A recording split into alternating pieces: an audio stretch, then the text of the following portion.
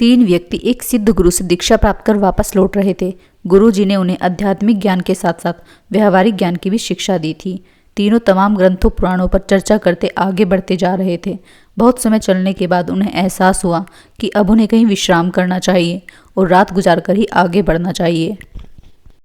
वे एक जगह रुके और खाने की पोटली खोली, पर दुर्भाग्यवश उसमें एक ही रोटी बची थी। तीनों ने सोचा कि इसे बांट कर खाने से किसी की भूख नहीं मिटेगी, अच्छा होगा कोई एक शख्स ही खा ले। पर वो एक व्यक्ति कौन, ये कैसे पता चले? चूंकि वे आध्यात्मिक अनुभव कर लौट रहे थे, इसलिए तीनों ने तय किया कि इसका निर्णय वे भगवान पर छोड़ देंगे। भगवान ही कुछ ऐसा इशारा करेंगे कि समझ में आ जाएगा कि रोटी किसे खानी चाहिए। और ऐसा सोचकर वे तीनों लेट गए।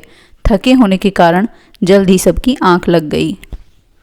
जब अगली सुबह उठे तो पहले व्यक्ति ने कहा, कल रात मेरे सपने में एक देवदूत आए। वे मुझे स्वर्ग की सैर पर ले गए।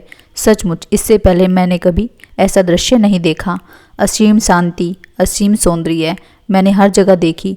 और जब मैं भ्रमण के अंतिम चरण में था तो सफ़ेद वस्त्र पहने एक महात्मा ने मुझसे कहा, पुत्र ये रोटी लो, इसे प्रसाद के रूप में ग्रहण करो और अपनी भूख मिटाओ। पहले व्यक्ति ने अपनी बात खत्म ही की थी कि दूसरा व्यक्ति बोला, कितनी अजीब बात है, मैंने भी बिल्कुल ऐसा ही सपना देखा। और अंत में एक महात्मा ने मुझे स्पष्ट निर्देश दिए कि मैंने जीवन भर लोगों का भला किया है, इसलिए रोटी पर मेरा ही हक बनता है। उन दोनों की बातें सुन तीसरा व्यक्ति चुपचाप ही बैठा था। तुमने क्या सपना देखा? पहले व्यक्ति ने पूछा।